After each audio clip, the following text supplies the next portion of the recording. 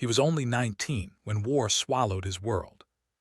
A quiet boy from a farming village, now standing inside a frozen prisoner of war camp, surrounded by barbed wire and men too thin to recognize themselves.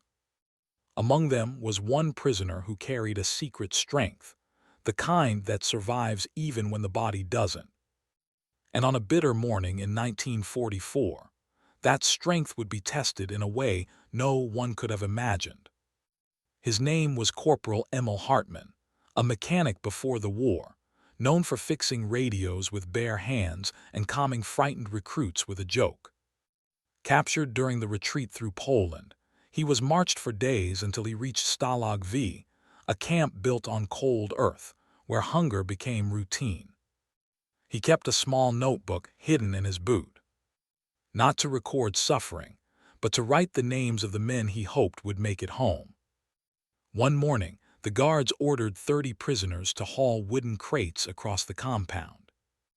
Inside those crates lay unstable explosives, deadly ammunition stored too close to freezing temperatures. Through snow, mud, and fear, Emil steadied the men. Amid the silence of winter, one crate began to smoke, its fuse sparking beneath the lid.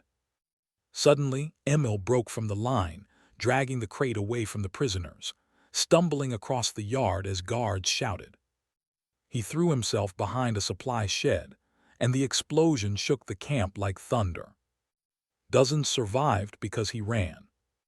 When the smoke cleared, Emil was pulled from the wreckage, barely conscious, his uniform scorched. The guards who moments earlier barked orders now stood in stunned silence.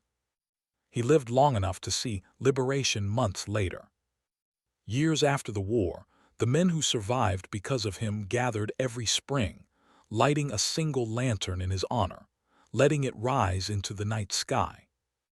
A quiet hero remembered by those he saved. In every war there are names history forgets, but hearts never do.